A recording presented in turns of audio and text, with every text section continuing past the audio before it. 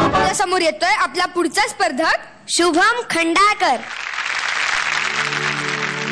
जीवा शिवाची बैल जोडा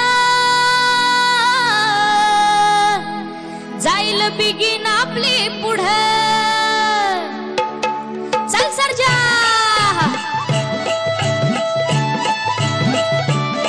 ढवल मोराच्या मानाचा रटवल मानाचा ये ग रामाच्या बाणाचा र ये ग बाणाचा.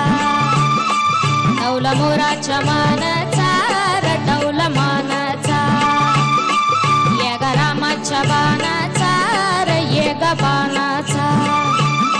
तान्ह्या सर्जाची हा नाम जोडी तान्ह्या सर्जाची हा नाम जोडी.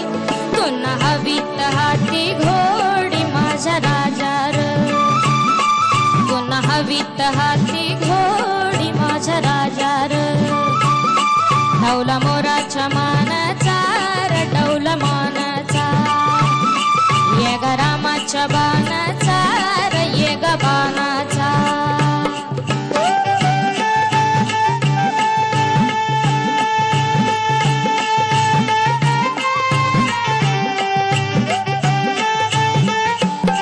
धरती आभाळाची चाका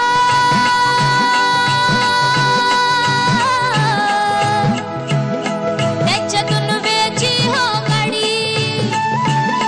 धरती आभाळाची चाका त्याच्यातून वेची हो गाडी. सुरव्या चंद्राची हो जोडी सुरव्या चंद्राची हो जोडी.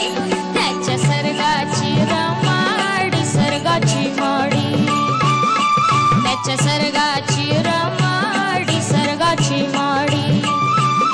ढवल मोराच्या मानाचा रटवल मानाचा ये ग रामाच्या बाणाचा र ये ग बाणाचा.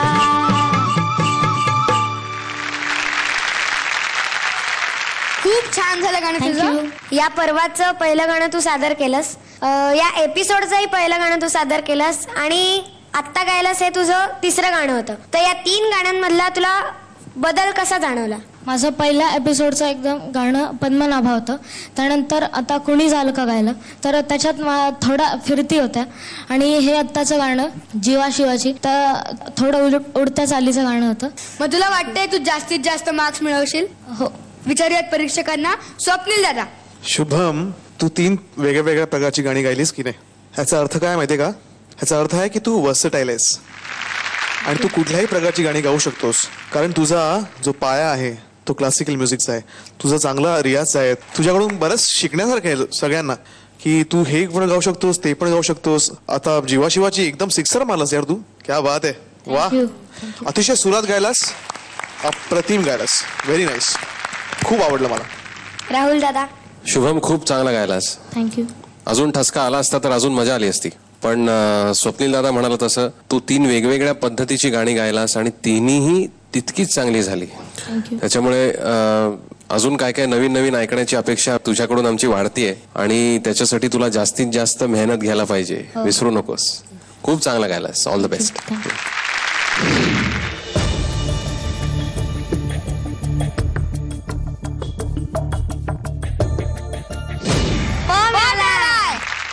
थँक्यू शुभम.